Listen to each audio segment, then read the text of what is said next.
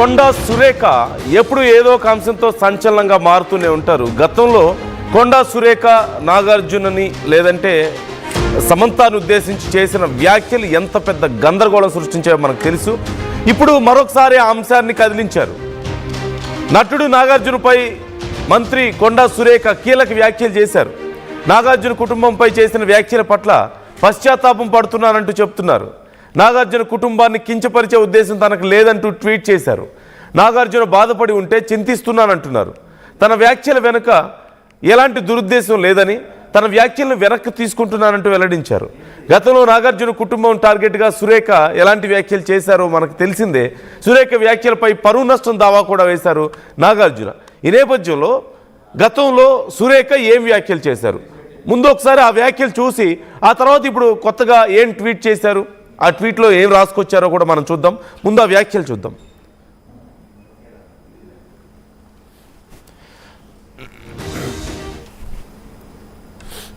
ఈ రోజు నేను చెప్తా ఉన్నా కదా, నాగ చైతన్య సమంత విడిపోవడానికి కారణం కేటీఆరే. ఈ రోజు చాలా మంది హీరోయిన్లు తొందరగా పెళ్లిళ్ళు చేసుకొని సినిమా ఫీల్డ్ నుంచి తప్పుకోవడానికి కారణం కూడా కేటీఆరే. ఆయన ఆ రోజు మత్తు పదార్థాలకు అలవాటు పడి వాళ్ళను కూడా మత్తు పదార్థాలకు అలవాటు చేసి రేవ్ పార్టీలు చేసుకొని మదమెక్కి వాళ్ళ జీవితాలతో ఆడుకొని బ్లాక్ మెయిల్ చేసి వాళ్ళను ఇబ్బంది పెట్టినటువంటి వ్యక్తి కేటీఆర్. అది అందరికీ కూడా తెలుసు, సినిమా ఫీల్డ్ లో అందరికీ తెలుసు, అది ఓపెన్ రహస్యము. ఈ వ్యాఖ్యల పట్ల అప్పుడు నాగార్జున చాలా సీరియస్ అయ్యారు, కేటీఆర్ చాలా సీరియస్ అయ్యారు, సమంత కూడా చాలా బాధపడ్డారంటూ మనం విన్నాం. ఇప్పుడు ఈ వ్యాఖ్యలకు సంబంధించి మరొకసారి కొండా సురేఖ కదిలించే ప్రయత్నం చేశారు. ఆ వ్యాఖ్యల పట్ల తన సంజాయిషి ఇచ్చే ప్రయత్నం చేస్తారు. ఒక మాటలో చెప్పాలంటే ఏం చెప్పారు, ఆ ట్వీట్లో ఏముందో ఒకసారి నేను మీకు చూపించే ప్రయత్నం చేస్తాను. ఒక్కసారి మీరు స్క్రీన్లో చూడొచ్చు. ఆ వ్యాఖ్యల పట్ల తాను ఎంతో బాధపడుతున్నానంటూ కొండా సురేఖ రాసుకొచ్చారు. నేను అది చదివి వినిపిస్తాను మీకు ఒకసారి. I would wish to clarify that the statement I had made in relation to Nagarjuna Garu was not intended to hurt Nagarjuna Garu or his family members. అప్పుడు నేను చేసిన స్టేట్మెంట్ ఏది కూడా నాగార్జున గారిని కానీ ఆయన ఫ్యామిలీని కానీ బాధ పెట్టే ఉద్దేశంతో చేయలేదు అంటున్నారు. I had no intention of hurting or defaming Akkineni Nagarjuna Garu, his family members. I regret any unintended impression given in my statement in relation to them and withdraw the same. నేను తాను చేసినటువంటి వ్యాఖ్యలను వెనక్కి తీసుకుంటున్నాను అని కూడా చెప్తున్నారు.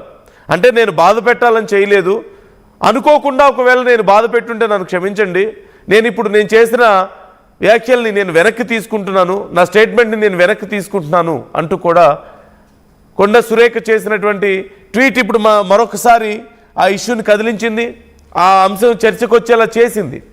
అయితే ఇప్పుడు కొండా సురేఖ ఎందుకు ఈ వ్యాఖ్యలు చేశారు, ఇన్ని రోజులు ఎందుకు మాట్లాడలేదు, ఆ తర్వాత కూడా కొంత సపోర్ట్ చేసుకునే ప్రయత్నం చేశారు, ఇమీడియట్గా తనేమి ఇలా రెస్పాండ్ అవ్వలేదు, ఎంతో పెద్ద చర్చ జరిగింది, అలాగే కోర్టు వరకు వెళ్లాల్సిన పరిస్థితి కూడా మనం చూసాం.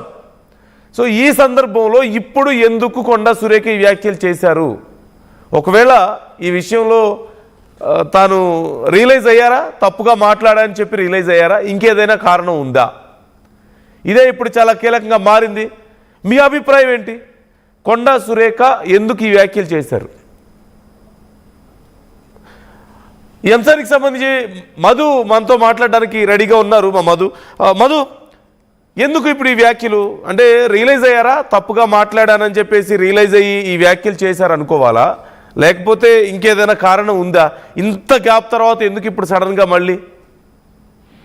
ఎగ్జాక్ట్లీ, ఇప్పుడు చాలా కీలకం, ఎందుకంటే పరువు నష్టం దావా వేశారు. ఒక నాగార్జుననే కాదు నందు, ఈ అంశంలో కేటీఆర్ ను కూడా ఇన్వాల్వ్ చేశారు కొండా సురేఖ. కేటీఆర్ పైన కూడా ఇట్లాంటి డెరగటరీ కామెంట్స్, అంటే కేటీఆర్ ను ఉద్దేశించి చేసినటువంటి కామెంట్సే ఇది నాగార్జున కుటుంబాన్ని టార్గెట్ చేస్తూ మాట్లాడారు అనేటువంటిది పరువు నష్టం దావా వేశారు. నాగార్జున కుటుంబం అంతా హాజరయ్యారు. మొత్తం నాపల్లి క్రిమినల్ కోర్టు ఏదైతే ఉందో మెట్రో స్టేషన్ పక్కనే, అక్కడికి మొత్తం కుటుంబం వచ్చింది. నాగార్జున, అక్కినేని, తర్వాత అక్కినేని అమల, తర్వాత మిగతా వాళ్ళంతా నాగ చైతన్య, వీళ్ళంతా కుటుంబ సభ్యులంతా కోర్టులో హాజరై వాంగ్మూలం ఇచ్చారు. అది ప్రస్తుతం పరువు దావా నడుస్తా ఉంది కేసు. ఇక మరి తప్పదనుకున్నారేమో, ఆమె చేసినటువంటి స్టేట్మెంట్స్ వీడియో రూపంలో ఉన్నాయి. ఒక్కసారి కాదు 2 times చేస్తారు ఆమె ఆ వ్యాఖ్యలు. వెంటనే అవన్నీ వీడియో రూపంలో. మధు, కేవలం కేసు గురించే చూడాలా లేకపోతే ఏదైనా రియలైజేషన్ చూడొచ్చు అంటారా ఇక్కడ ఈ విషయంలో? అంటే ఇంత తొందరగా రియలైజేషన్ వస్తుందని రియలైజేషన్ వచ్చింటే అదే రోజు నెక్స్ట్ డే రోజు ఏదో మాట జారాను, లేకుంటే ఆ ఉద్దేశం కాదు, అసలు వేరే అనబోయి ఆ రకంగా వచ్చింది అనేటువంటి చెప్పే పరిస్థితి ఉంటుంది. కానీ కేసు టైట్ అవుతా ఉంది. దానికి సంబంధించి చాలా సీరియస్ గా ఇందాక చెప్పినట్టు కుటుంబ సభ్యులంతా నాగార్జున కుటుంబం వచ్చి కోర్టులో హాజరై వాళ్ళు వాంగ్మూలం ఇచ్చిపోయారు దీనికి సంబంధించి.